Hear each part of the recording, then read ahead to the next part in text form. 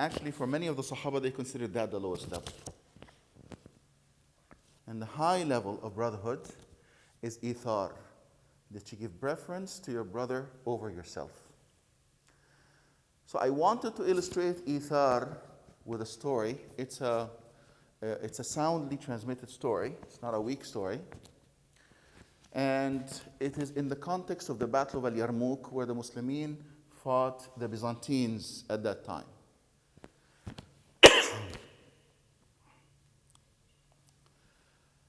So Habib ibn Abi Thabit said that after the battle, I was walking on the battlefield, seeing the wounded to see who I needed to help. And I was looking for a cousin of mine among the wounded. And I came upon Al-Harith ibn Hisham, who was dying. And he needed some water. He was calling out for water. Man, he was calling out for water.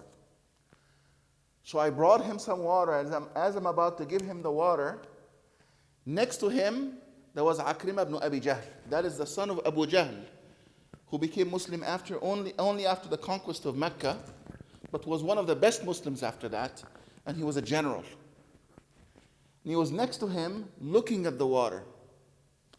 So Al-Harith indicated to me I should give him the water first. So I went a few steps away to give the water to Akrimah.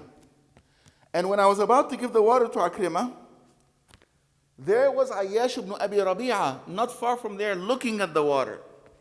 So Akrimah indicated to me to take the water to Ayyash first. So I went to Ayyash to give him the water, and by the time I reached him, he was dead. So I came back to Akrimah. When I went to him, he was dead. So I went back to Al-Harith, and when I went back to him, he was dead. That is a true example of ithar, because these people were provably dying for water. Provably. I mean, they were very deeply injured, they were going to pass away anyway, but they were at that moment where they needed the water most. And they preferred the brother over themselves. In that, there is a great lesson and a very high bar for us to reach. It's a reminder for us. Let us make sure, at least some of the time, that we give preference for our brothers over ourselves. In material things, but also in non-material things, the way we treat them and the way we talk about them in their absence. The other thing I wanted to talk about today is that yesterday there passed a great man in our community.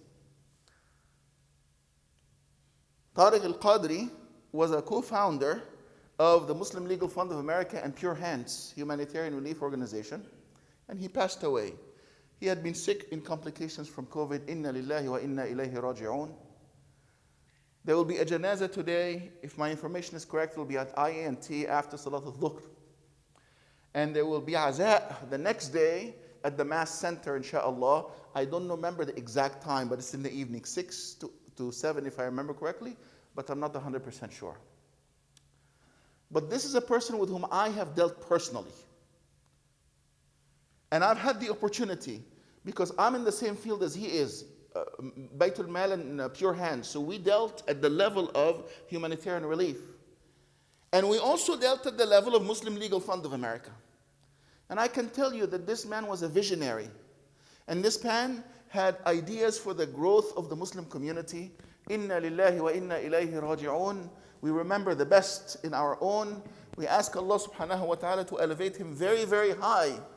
Because he certainly, to our appearance, and only Allah knows what's in the hearts, to our appearance, he was among the best of us. Inna lillahi wa inna ilayhi raji'un. We ask Allah subhanahu wa ta'ala to have mercy over him, and we ask Allah subhanahu wa ta'ala to elevate us as well, and perhaps we'll meet in the hereafter.